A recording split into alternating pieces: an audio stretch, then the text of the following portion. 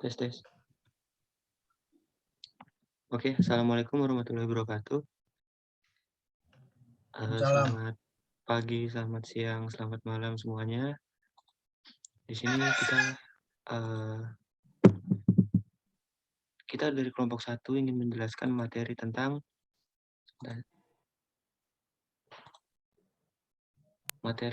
interest rate risk 1. Sebelumnya izinkan kami perkenalan diri dulu. Nama saya Muhammad Rafli Tirtagiri dengan NIM 2019-12-11-038 dan ada bawahan saya 1. Boleh bawahan saya Harley, saudara saya. Perkenalan diri dulu. Ya. Terima kasih kepada Saudara Tirta. Perkenalkan, nama saya Harley Bayu Bimantoro dengan NIM 2019-12-11-014. Bisa dilanjutkan selanjutnya oleh Saudara Sadam mungkin.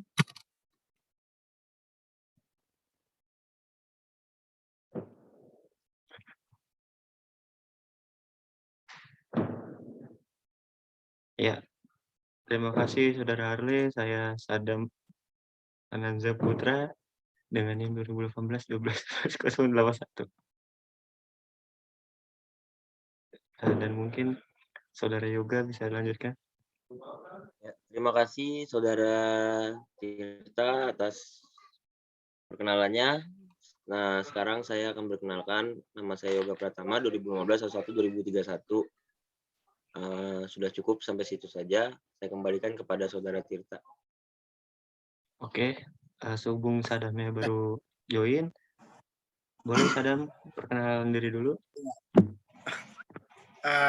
Perkenalkan, nama saya Sadam Anazga Putra dengan NIM 2018-12-11-081.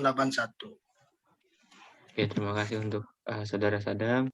Sebelumnya bagi teman-teman yang ingin mengerti tentang materi interest rate risk ini, harap ditonton sampai akhir ya, karena kami akan menjelaskan secara rinci apa itu interest rate risk. Oke, pertama kita masuk ke introduce-nya dulu.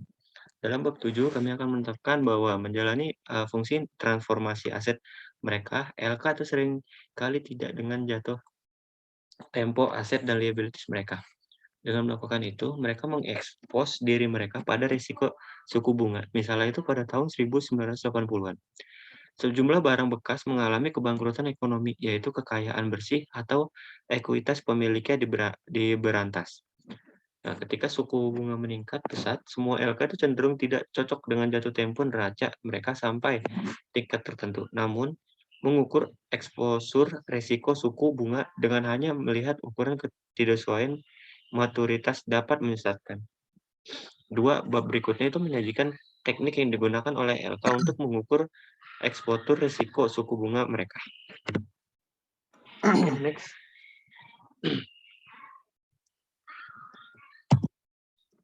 Bab ini itu dimulai dengan diskusi tentang kebijakan moneter Federal Reserve yang merupakan penentu utama suku bunga seperti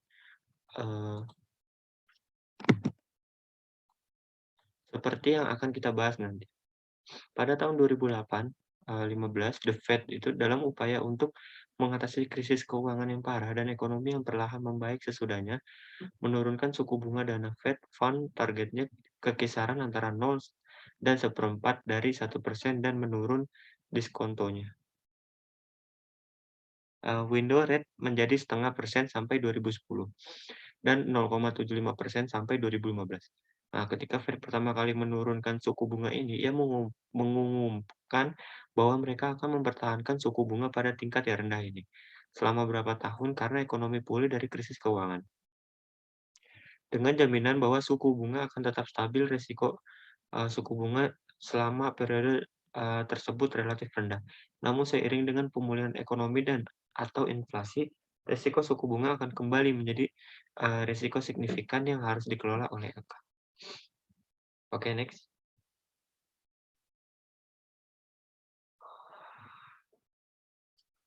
Next.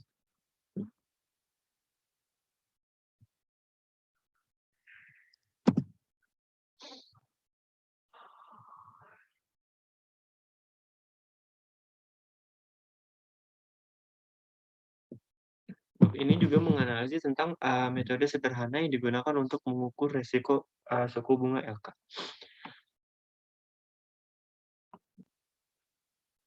Model penetapan harga kembali. Model repricing atau gap pendanaan berkonsentrasi pada dampak perubahan suku bunga pada pendapatan bunga bersih atau NII FI yang merupakan selisih antara pendapatan bunga dan beban bunga FI. Karena kesederhanaannya, lembaga penyimpanan DI yang lebih kecil, sebagian besar dari mereka, masih menggunakan model ini sebagai ukuran utama resiko suku bunga. Sampai baru-baru ini, regulator Bank AS telah puas mendasarkan evaluasi mereka terhadap eksposur resiko suku bunga pada model repricing.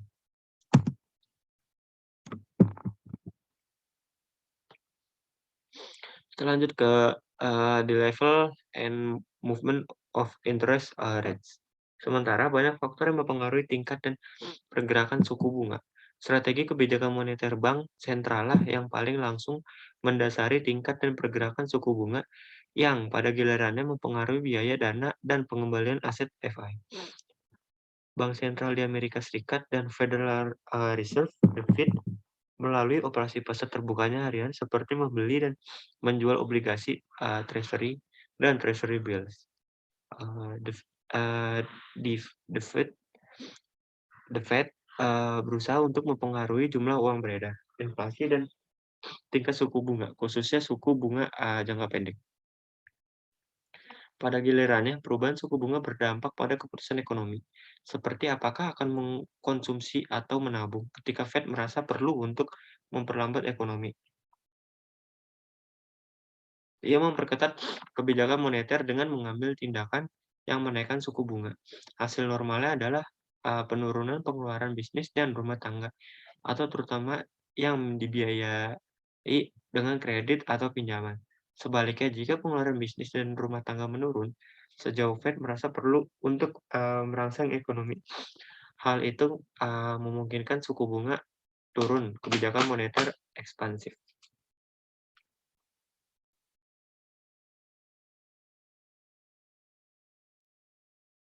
Next.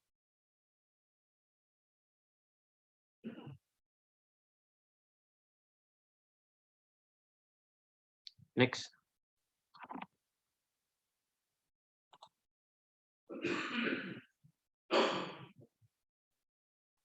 Mungkin ada problem ya. Mohon ditunggu. Next. Oh iya, saya yang next ya. Penurunan suku bunga itu mendorong pinjaman dan pengeluaran. Misalnya itu pada bulan Desember 2008. Ketika ekonomi AS jatuh ke dalam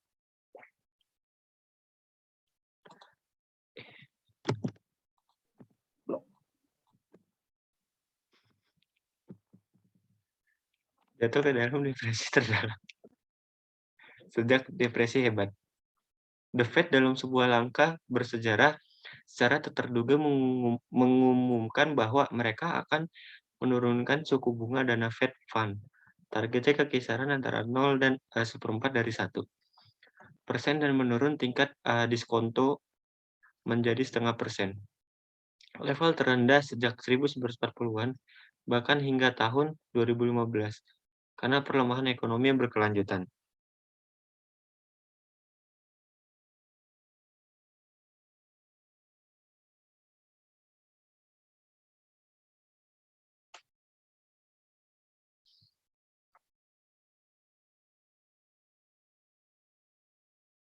The Fed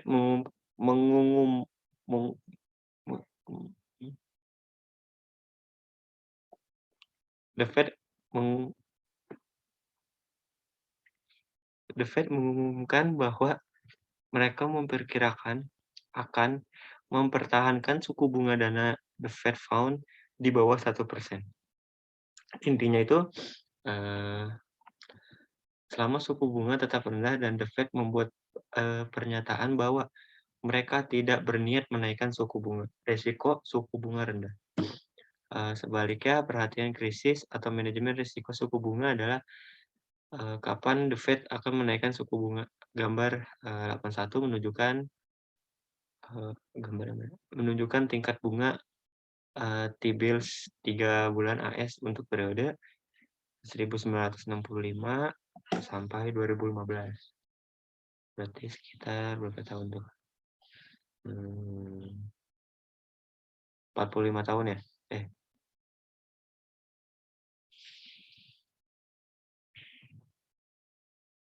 60 tahun ya? Iya, 60 tahun.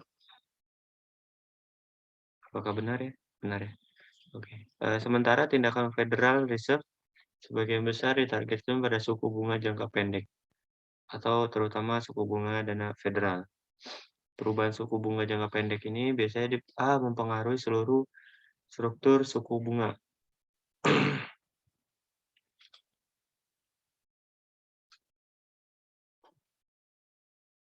Oke, next.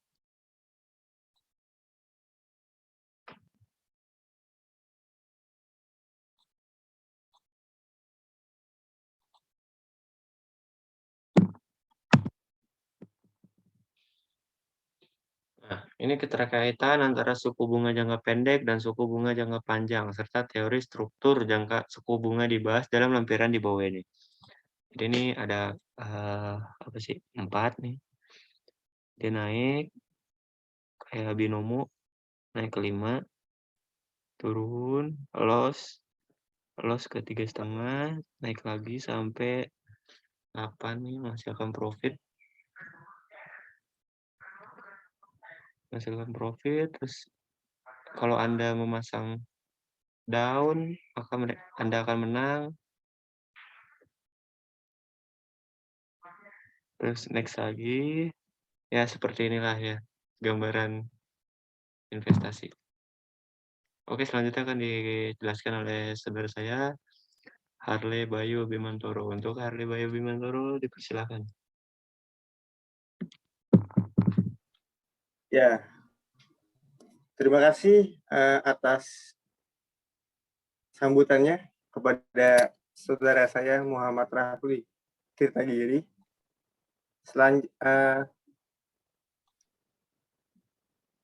Kita masih di dalam, ini tadi sudah dijelaskan oleh Tirta ya. Jadi seperti itu ya isi dari slide ini. Keterkaitan antara suku bunga jangka pendek dan suku bunga jangka panjang serta teori struktur struktur jangka suku bunga yang dibahas dalam lampiran dan yang ada di bawah ini. Jadi di bawah ini tuh dijelaskan ada gambar berupa grafik seperti kalau kita main binomo atau trading seperti itu, grafiknya akan seperti ini ya, seperti jadi naik turun kayak gunungan ya, kurang lebih seperti ini gambaran grafiknya. Next. Lalu selanjutnya itu selain dampak dari Fed terhadap suku bunga yang melalui strategi kebijakan moneternya, peningkatan tingkat integrasi pasar keuangan selama dekade terakhir ini juga mempengaruhi dan integrasi pasar keuangan yang meningkatkan kecepatan yang dimana perubahan suku bunga dan volatilitas terkait transmisi antar negaranya itu membuat suku bunga Amerika Serikat oleh Federal Reserve itu lebih sulit dan kurang pasti daripada yang sebelumnya. Dan meningkatnya globalisasi arus pasar keuangan dalam beberapa tahun terakhir yang telah membuat pengukuran serta pengolahan risiko bunga menjadi perhatian utama yang dihadapi banyak manajer LK modern. Contohnya itu seperti investor di seluruh dunia dengan hati-hati mengevaluasi pernyataan yang dibuat oleh Janet Yellen sebagai ketua Dewan Gubernur Federal Reserve di hadapan Kongres. Bahkan petunjuk tentang perubahan suku bunga AS itu mungkin memiliki pengaruh besar pada suku bunga dunia. Next.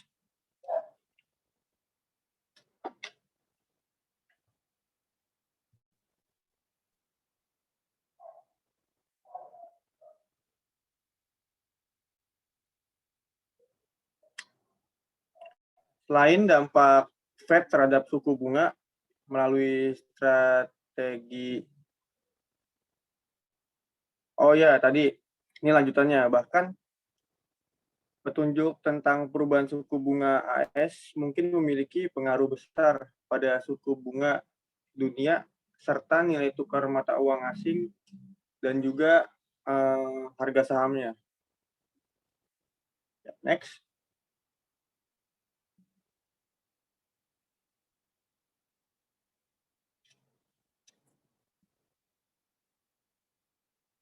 Selanjutnya ini kita masuk ke the repricing model. Model repricing itu atau gap pendanaan adalah sebuah model sederhana yang digunakan oleh LK kecil sehingga sebagian besar di negara Amerika Serikat ini modelnya pada dasarnya adalah analisis arus kas akuntansi nilai buku dari selisih harga antara pendapatan bunga yang diperoleh dari aset LK dan juga beban bunga yang dibayarkan atas kewajibannya atau juga pendapatan bunga bersihnya selama pada periode waktu tertentu.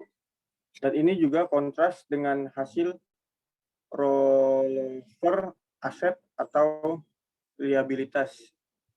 Misalnya itu seperti pinjaman yang dilunasi pada atau sebelum suku bunga utama itu jatuh tempo.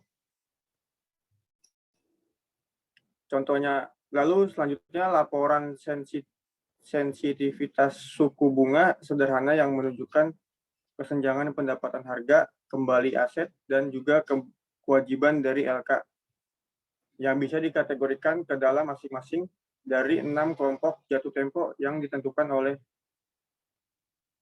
syarat sebelumnya.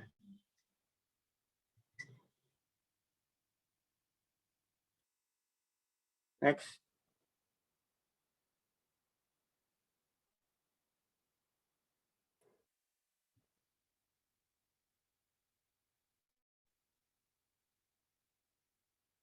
Lalu, selanjutnya, keuntungan dari model repricing ini tuh terletak pada nilai informasinya dan juga kesederhanaannya dalam menunjukkan exposure pendapatan bunga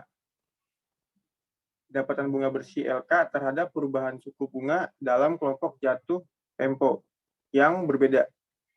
Misalnya itu, FI memiliki selisih negatif sebesar 10 juta US dollar antara aset dan kewajibannya yang dinilai ulang dalam satu hari.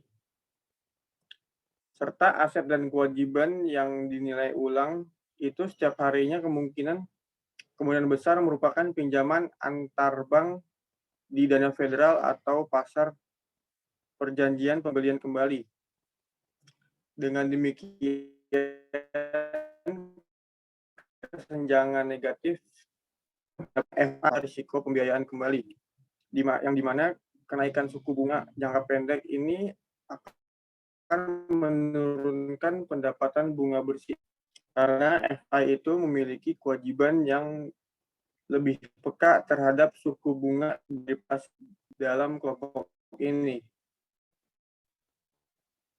Risiko refinancing adalah jenis risiko bunga yang dimana biaya refinancing ini bisa lebih dari pengembalian yang diperoleh dalam investasi aset.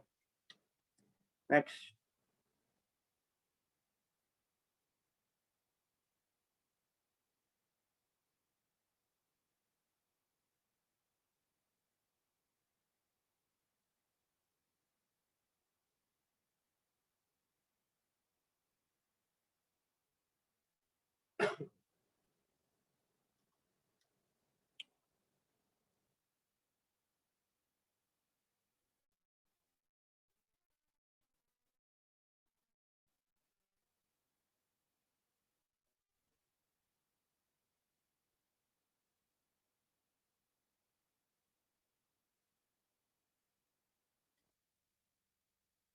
Ya, mungkin ada gangguan sebentar. Mohon ditunggu.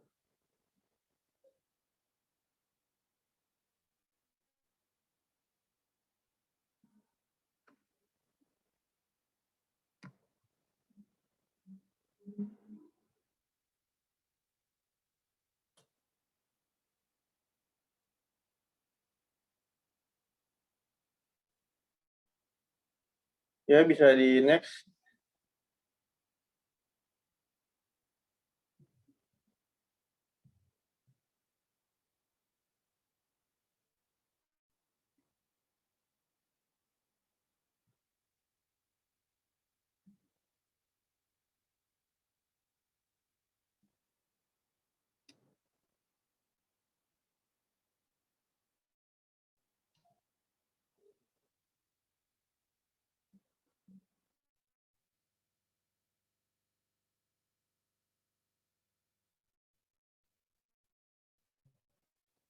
Next, Tak.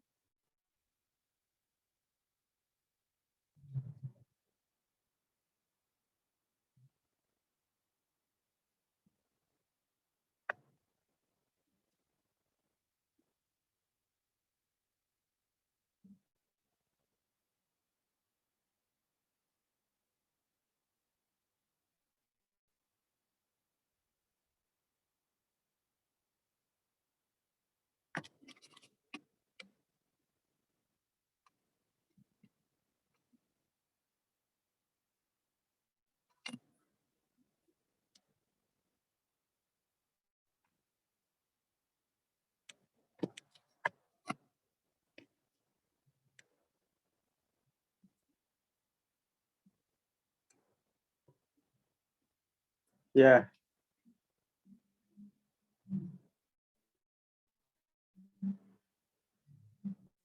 hitungan dari model repressing ini itu nilai informasi sederhananya menuju nih. Dengan kata lain itu, dengan asumsi perubahan suku bunganya yang sama, pada RSA dan juga RSL, beban bunga ini akan meningkat lebih dari pendapatan bunga, namun dan juga sebaliknya. Jika FI memiliki selisih positif sebesar 20 juta US dollar antara aset dan kewajibannya yang dinilai ulang dalam kurun waktu 6 bulan hingga 12 bulan. Dan FI juga memiliki kesenjangan positif untuk periode ini dan juga terkena risiko reinvestasi dengan memegang aset jangka pendek yang relatif terhadap kewajiban. Dan FI juga menghadapi ketidakpastian tentang tingkat bunga yang dimana ia itu akan dapat menginvestasikan kembali dana yang dipinjam selama periode yang akan lebih lama. Lalu selanjutnya ini ada seperti rumus yang ada segitiga NI I sama dengan GAP segitiga R sama dengan dalam kurung RSA dikurang RSL tutup kurung kita R. Dan yang pertama ini tuh jika kesenjangan negatifnya itu sebesar 10 juta US dollar dan suku bunga jangka pendek seperti dana Fed Fund atau suku bunga repo yang naik 1%. Perubahan tahunan dalam pendapatan bunga bersih FI di masa depan adalah segitiga NI sama dengan minus 10 juta US dollar. Lalu dikalikan dengan 0,01 menjadi minus 100.000 US dollar. yang artinya kesenjangan negatif dan risiko pembiayaan itu hilangnya kekuatan bunga bersih sebesar $100.000 untuk FI. Next.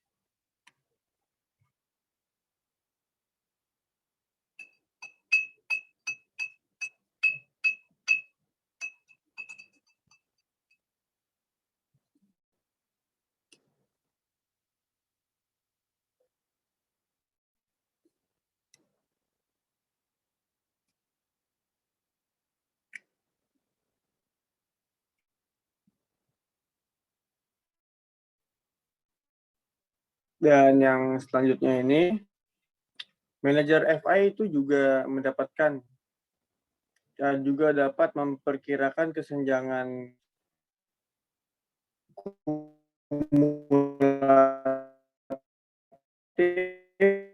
atau minat kumulatif yang umum adalah kesenjangan penetapan harga 1 tahun yang CGAP sama dengan minus 10 juta US dollar ditambah minus 10 juta dolar lagi, lalu ditambah minus 15 juta US dollar, lalu ditambah dengan 20 juta US dollar, lalu hasilnya itu menjadi minus 15 juta US dollar. Jika segitiga RI adalah rata-rata perubahan suku bunga yang mempengaruhi aset dan kewajiban yang tepat yang dapat dinilai kembali dalam 1 tahun, efek kumulatifnya pada pendapatan bunga bersih bank adalah segitiga NI sama dengan dalam kurung CGAP, lalu segitiga R lagi sama dengan minus 15 juta US dollar dalam kurung 0,01, hasilnya menjadi minus 150.000 US dollar. Dan sekarang kita dapat melihat bagaimana seorang manajer FI akan menghitung kesenjangan kumulatif dalam 1 tahun dari neraca. Perlu diingat bahwa manajer akan bertanya dia, akankah atau dapatkah aset atau liabilitas ini tuh berubah tingkat bunganya dalam 1 tahun ke depan? Jika jawabannya itu iya, itu adalah aset atau kewajiban yang peka terhadap nilai tukar. Dan kalau jawabannya itu tidak, berarti itu tidak sensitif terhadap nilainya. Next.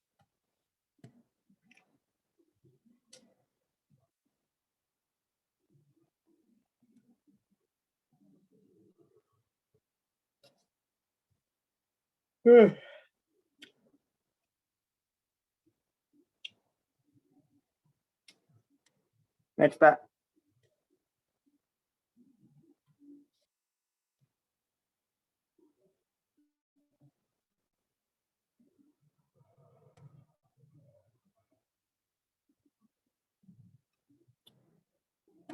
Lalu selanjutnya ini rate sensitive asset.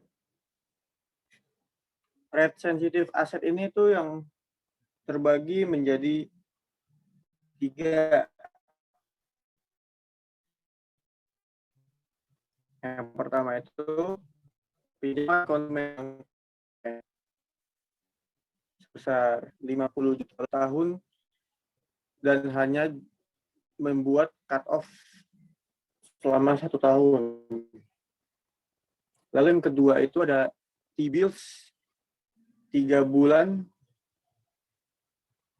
sebesar 30 juta US dollar, dan ini juga dinilai ulang pada saat jatuh tempo atau rollover setiap 3 bulannya. Lalu yang ketiga ini ada T-notes 6 bulan sebesar 35 juta US dollar, dan ini juga dinilai ulang pada saat jatuh tempo rollover setiap 6 bulan sekali. Lalu bisa dilihat di bawah ini ada gambar yang terbagi jadi 2 kubu. Kubu sebelah kiri ini ada aset, lalu yang sebelahnya ini ada liabilities. Dalam kubu aset ini itu yang di baris pertama itu ada short term consumer loans selama 1 tahun sebesar 50 US dollar. Lalu selanjutnya ini ada long term consumer loans selama 2 tahun sebesar 25 dolar. 3 months treasury bills sebesar 30, lalu ada 6 month treasury notes sebesar 35, lalu ada 3 years treasury bond sebesar 70, lalu selanjutnya ada 10 years fixed rate mortgage sebesar 20, lalu ada 30 years floating rates mortgage atau rates adjust every 9 months sebesar 40. Lalu jika ditotalkan semua, di bagian aset ini itu menjadi sebesar 270 US dollar. Lalu di sisi liabilities-nya ini, yang pertama ada equity capital fix sebesar 20 US dollar. Lalu selanjutnya ada demand deposit sebesar 40 US dollar. Lalu selanjutnya ada Facebook saving sebesar 30 US dollar. Lalu ada 3 months CDS sebesar 40 US dollar. Lalu selanjutnya ada 3 months banker acceptance sebesar 20 US dollar. Lalu yang selanjutnya ini ada 6 month commercial paper sebesar 60 US dollar. Lalu ada 1 year time deposit sebesar 20, dan selanjutnya ada 2 years time deposit sebesar 40. Dan hasil dari liabilities ini 270 juga, jadi hasilnya balance dengan aset dan juga liabilities-nya. Next.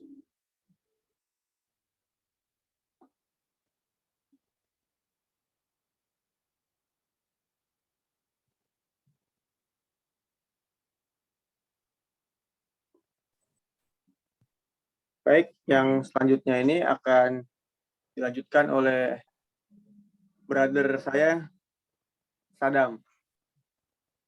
Ya. Terima kasih, Harley. Terima kasih, Harley. Ya, ini melanjutkan yang tadi. Untuk menjumlahkan keempat item ini menghasilkan total aset sensitif tingkat RSA 1 tahun sebesar 155 juta US dollar. Aset senilai 115 juta US dollar yang tersisa tidak sensitif terhadap suku bunga selama rentang harga 1 tahun, yaitu perubahan tingkat suku bunga tidak akan mempengaruhi ukuran pendapatan bunga yang dihasilkan oleh aset-aset ini selama tahun berikutnya. Meskipun 115 juta US dollar dalam bentuk pinjaman konsumen jangka panjang, obligasi treasury 3 tahun, dan hipotek suku bunga selama tetap 10 tahun menghasilkan pendapatan bunga, ukuran pendapatan yang dihasilkan tidak akan berubah selama tahun depan. Karena suku bunga aset ini tidak diharapkan untuk berubah, yaitu mereka tetap selama beberapa tahun ke depan. Selanjutnya ada rate sensitive liabilities. Rate liabilities ini ada 4.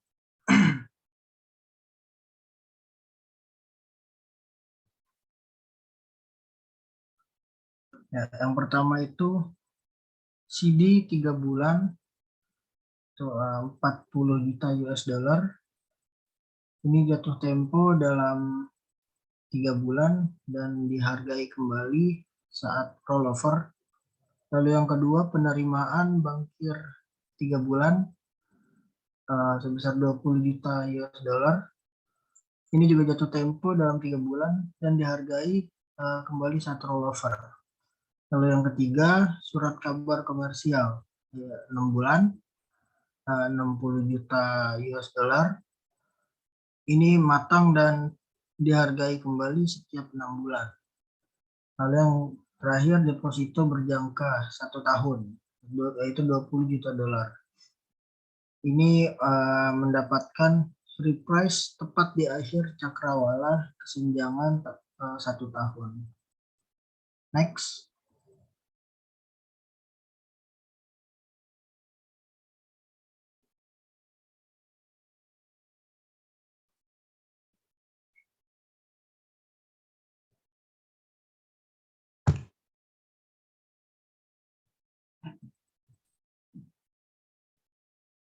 Ya, menjumlahkan keempat item ini menghasilkan kewajiban sensitif tingkat 1 tahun atau RSL sebesar 140 juta US dollar.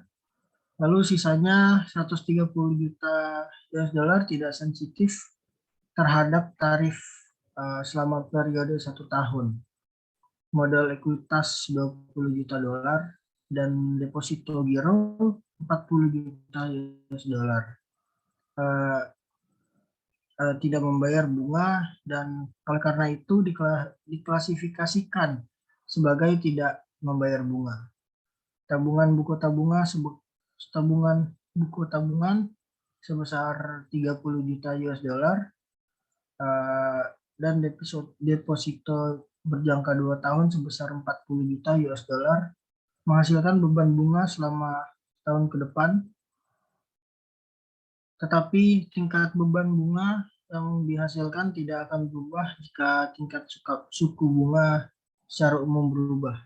Jadi kami mengklasifikasikan item ini sebagai kewajiban yang tidak sensitif terhadap tarif.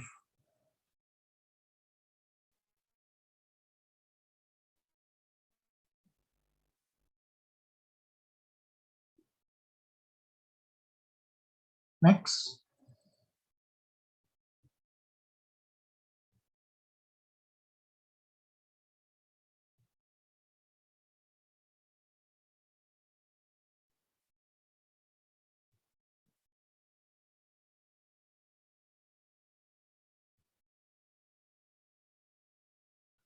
Ya.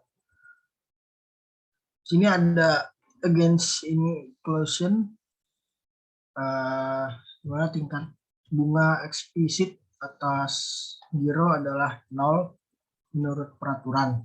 Selanjutnya, meskipun bunga eksplisit dibayarkan pada rekening transaksi seperti rekening sekarang, tarif yang dibayarkan oleh LK tidak berfluktuasi secara langsung dengan perubahan singkat suku bunga secara umum, khususnya ketika tingkat suku bunga secara umum meningkat. Lalu ada for inclusion, meskipun mereka tidak membayar bunga secara eksplisit, giro membayar bunga implisit karena LK tidak mengenakan biaya yang sepenuhnya menutupi biaya mereka untuk melayani pemeriksaan. Selanjutnya, jika suku bunga naik, individu menarik atau lari atau kabur menarik kembali giro mereka, memaksa bank untuk menggantinya dengan dana yang lebih tinggi, berbunga dan peka terhadap suku bunga. Hal ini kemungkinan besar terjadi ketika suku bunga pada instrumen alternatif tinggi. Dalam lingkungan seperti itu, biaya peluang untuk menyimpan dana di rekening giro cenderung lebih besar daripada di lingkungan dengan suku bunga rendah. Next.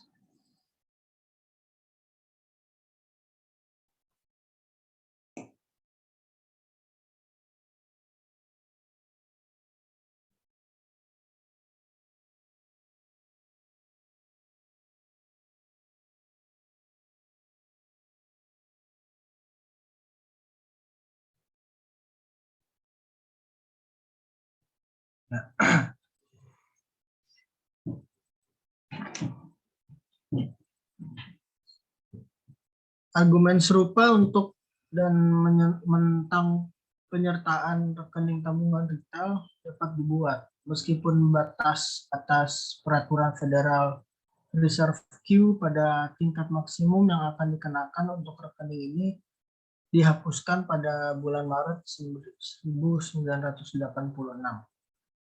Bank masih menyesuaikan tarif ini hanya sekali, namun penabungan cenderung menarik dana dari rekening ini saat suku bunga naik, memaksa bank melakukan substitusi dana yang lebih mahal. Lalu ada 4 kewajiban yang diganti harga itu $40 ditambah $20 ditambah 60 lalu ditambah 20 yang berjumlah 140 juta. Dan 4 aset yang diubah harganya yaitu 50 juta ditambah 30 juta ditambah 35 juta ditambah 40 juta yang berjumlah 155 juta US dollar. Mengingat hal ini, kesenjangan repricing 1 tahun kumulatif atau CGAP untuk bank adalah CGAP sama dengan 1 year rate sensitive asset dikurang 1 year rate sensitive liabilities. Kemudian RSA dikurang RSL. Itu 155 juta US dollar dikurang 140 juta US dollar. Hasilnya 15 juta US dollar. Seringkali LK menyatakan sensitivitas suku bunga sebagai persentase aset atau A yang biasa disebut sebagai rasio kesenjangan. Gap rasio sama dengan bla bla bla CGAP A sama dengan bla bla bla. Atau 270 juta US dollar angkat 15 juta US dollar sama dengan 0,056 atau sama dengan 5,6%.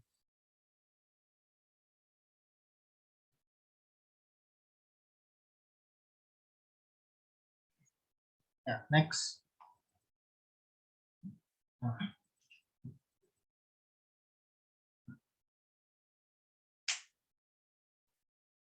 Mengekspresikan repricing gap dengan cara ini berguna karena memberitahu kita satu, arah eksposur risiko bunga atau CGAP positif atau negatif, dan dua, skala eksposur tersebut seperti yang ditunjukkan pada dengan membagi kesenjangan dengan ukuran aset institusi.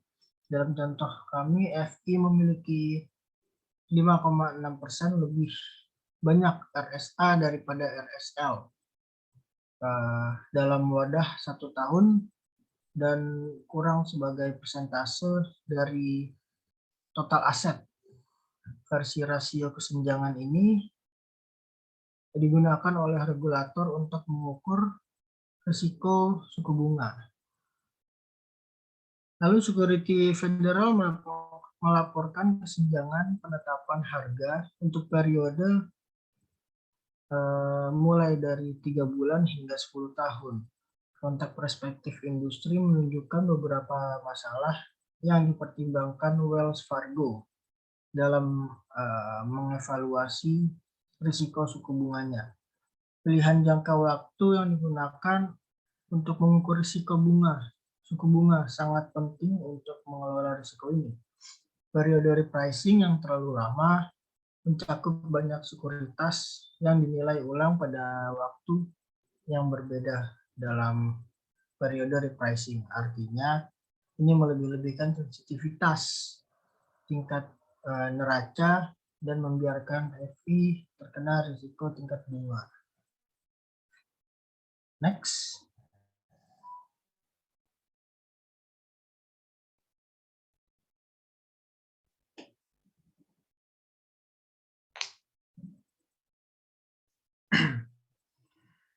Ya. Selanjutnya ada weakness of the repricing model atau kelemahannya dari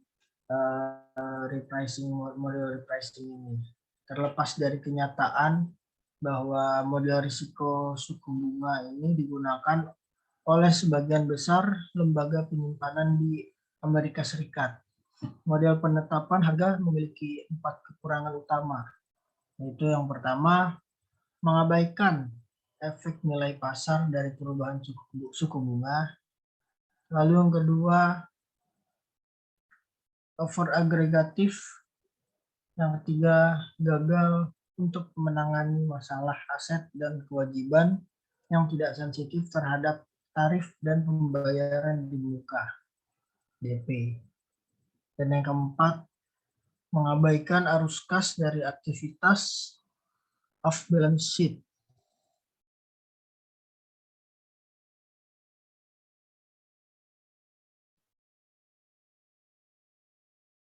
Lalu pada bagian ini kita membahas masing-masing kelemahan ini secara lebih rinci lagi. Next.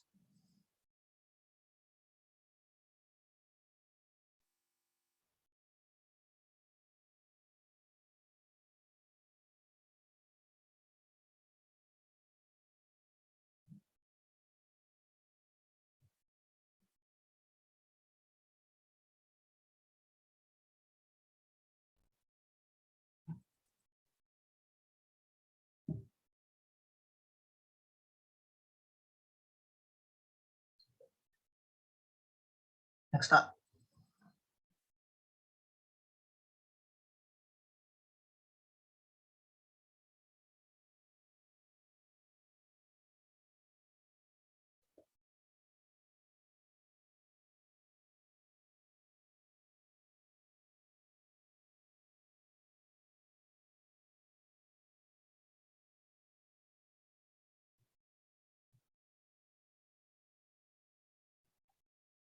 Ya, untuk selanjutnya akan dijelaskan oleh teman saya, Yoga Pratama.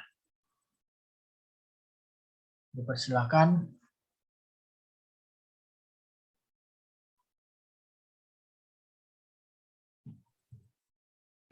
Ya, baik. Assalamualaikum warahmatullahi wabarakatuh. Terima kasih Adam. Saya akan melanjutkan presentasi dari Sadam mengenai tentang market value effects. Seperti yang telah dibahas dalam tinjauan risiko FI bab 7, perubahan suku bunga memiliki efek nilai pasar selain efek pendapatan pada nilai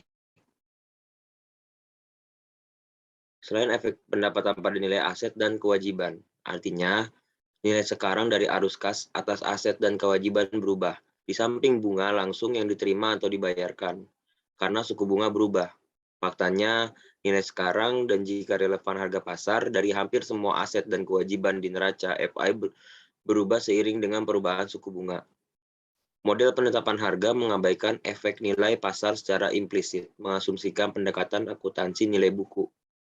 Dengan demikian, repricing gap hanya merupakan ukuran parsial dari exposure risiko suku bunga sebenarnya dari FI. Saat kami membahas ukuran risiko suku bunga berbasis nilai pasar dalam lampiran 8A dan bab 9, kami menyoroti dampak mengabaikan efek nilai pasar terhadap kemampuan untuk secara akurat mengukur keseluruhan risiko suku bunga FI. Selanjutnya,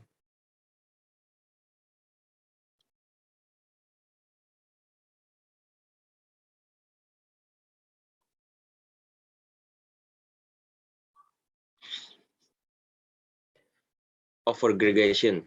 Masalah mendefinisikan ember pada rentang jatuh tempo, mengabaikan informasi mengenai distribusi aset dan kewajiban dalam ember tersebut. Misalnya, nilai dolar RSA dan RSL dalam rentang waktu jatuh tempo manapun mungkin sama. Namun, rata-rata liabilitas dapat dinilai ulang menjelang akhir rentang Ember, sementara aset dapat dinilai ulang di awal. Dalam hal ini, perubahan suku bunga akan berdampak pada arus kas aset dan liabilitas yang tidak akan diukur secara akurat dengan pendekatan repricing gap.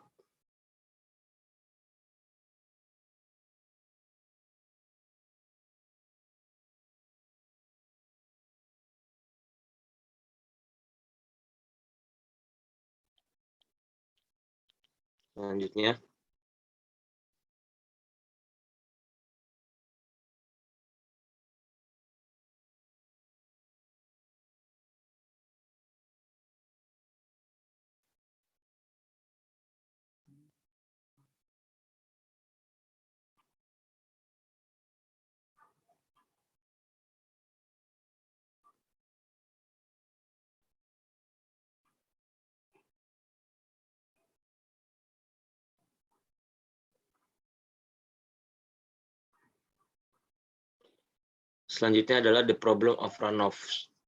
Dalam model pricing sederhana yang dibahas sebelumnya, kami mengasumsikan bahwa semua pinjaman konsumen jatuh tempo dalam 1 tahun, atau bahwa semua hipotek konvensional jatuh tempo dalam 30 tahun.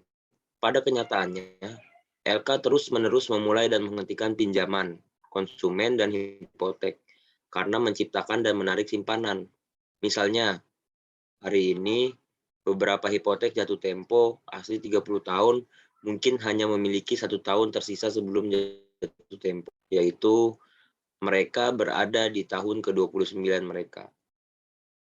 Selain itu, pinjaman ini mungkin terdaftar sebagai hipotek 30 tahun dan termasuk sebagai tidak sensitif terhadap suku bunga. Namun terkadang akan dibayar di muka lebih awal karena pemegang hipotek membiayai kembali hipotek mereka dan atau menjual rumah mereka. Dengan demikian, hasil yang dihasilkan akan diinvestasikan kembali pada harga pasar saat ini dalam tahun tersebut. Selanjutnya,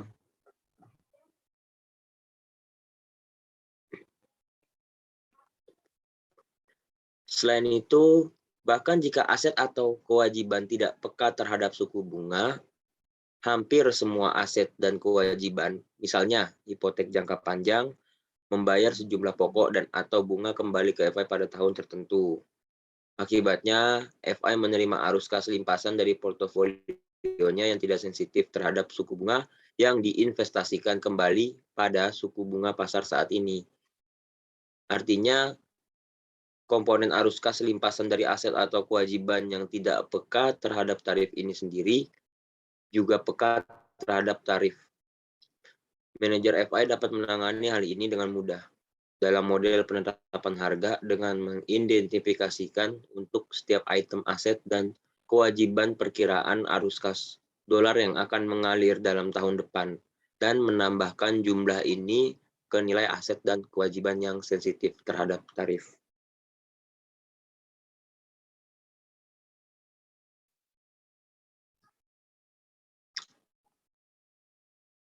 Next.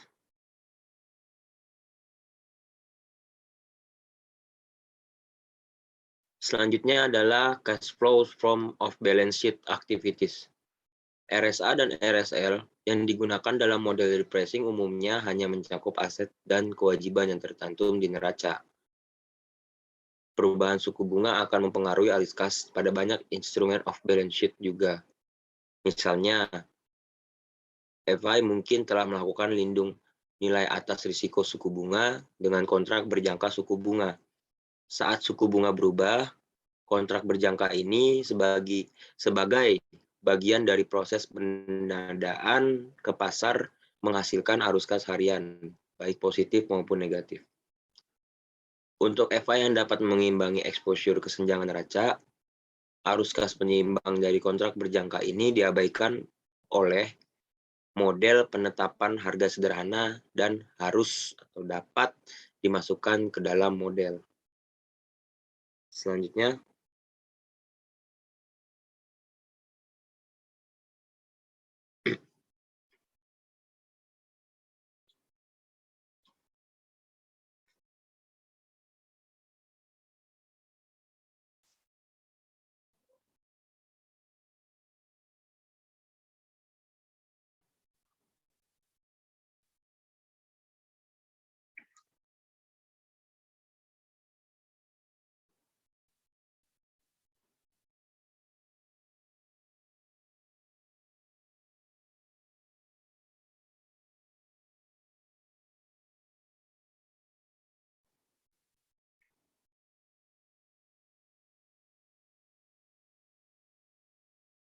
Ya, yang terakhir adalah summary. Jadi bab ini memperkenalkan jadi saya akan menjelaskan tentang keseluruhan dari bab ini. Memperkenalkan metode pengukuran eksposur risiko suku bunga, LK, model penetapan harga melihat perbedaan atau kesenjangan antara aset yang peka terhadap suku bunga FI dan kewajiban yang peka terhadap suku bunga untuk mengukur risiko suku bunga. Bab tersebut menunjukkan bahwa model repricing memiliki kesulitan dalam mengukur risiko suku bunga LK secara akurat. Secara khusus, model penetapan harga mengabaikan efek nilai pasar dari perubahan suku bunga. Jadi, yang dijelaskan di bab ini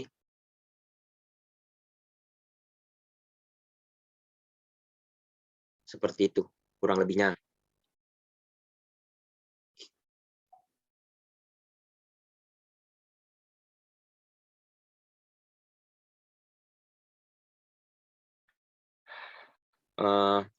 Seperti yang saya bilang, dari teori yang dijelaskan di bab ini, pertama yang dari cash flow from off balance sheet activities, yaitu adalah RSA dan RSL yang digunakan dalam model repricing umumnya hanya mencakup aset dan kewajiban yang tercantum di neraca. Perubahan suku bunga akan mempengaruhi arus kas pada banyak instrumen off balance sheet juga. Misalnya, FI mungkin telah melakukan lindung nilai atas risiko suku bunga dengan kontrak berjangka suku bunga. Saat suku bunga berubah, kontrak berjangka ini sebagai bagian dari proses penadaan ke pasar. Arus kas harian, baik positif maupun negatif, untuk FI yang dapat mengimbangi eksposur neraca. Arus kas penyeimbang dari kontrak berjangka ini diabaikan oleh model penetapan harga, sederhana dan harus dan dapat dimasukkan ke dalam model. Ini dari cash flow from off balance sheet activities-nya ya. Kita bisa lihat dari sini. Dan untuk selanjutnya,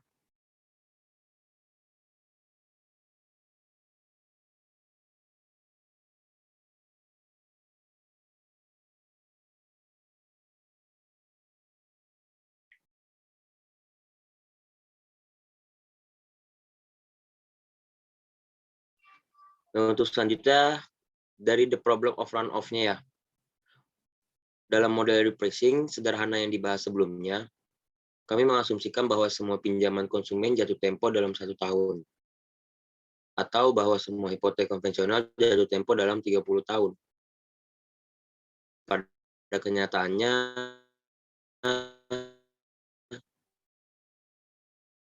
LK terus menilai dan menghentikan jantung dan hipotek karena menciptakan dan menarik sinar. Ya, sebagai contoh misalnya hari ini beberapa hipotek jatuh tempo asli 30 tahun mungkin hanya memiliki 1 tahun tersisa sebelum jatuh tempo, yaitu mereka berada di tahun ke-29 mereka.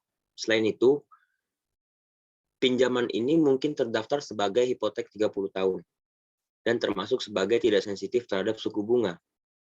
Namun terkadang akan dibayar di muka lebih awal karena pemegang hipotek membiayai kembali hipotek mereka dan atau menjual rumah mereka. Dengan demikian, hasil yang dihasilkan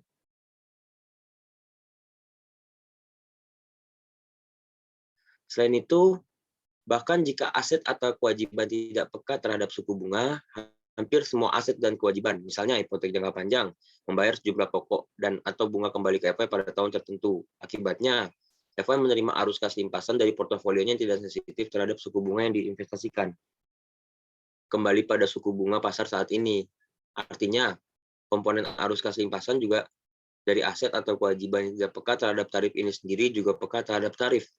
Manajer FI dapat menangani hal ini dengan mudah dalam model penetapan harga dengan mengidentifikasi untuk setiap item aset dan kewajiban perkiraan arus kas dolar yang akan mengalir dalam tahun depan dan menambahkan jumlah ini penilai aset dan kewajiban yang sensitif terhadap tarif.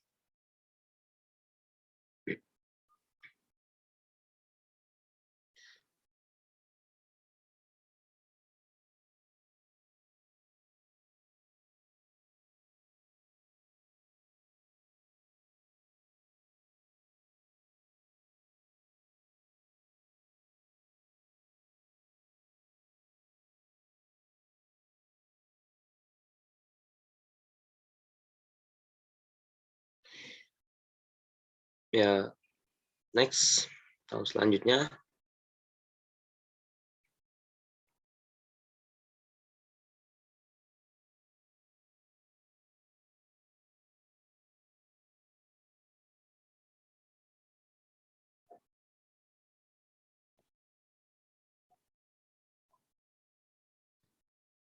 Ya, jadi dari bab tadi kita bisa melihat bahwa bab ini menjelaskan tentang pengukuran eksposur risiko suku bunga LK. Model penetapan harga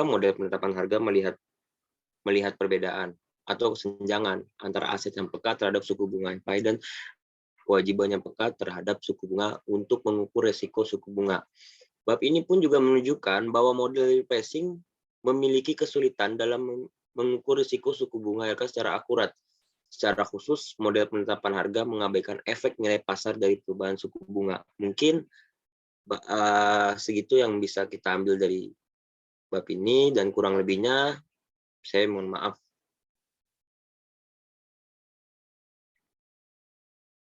Kurang lebihnya mungkin saya dan kelompok saya minta maaf. Semoga dari penjelasan kami kalian bisa mengerti, dan semoga dari penjelasan kami bisa dapat dimengerti dan mudah dipahami.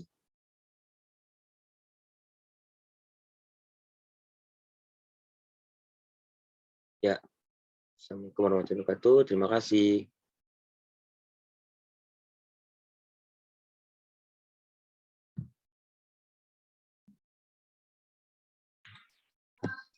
Ya, terima kasih untuk semuanya ya.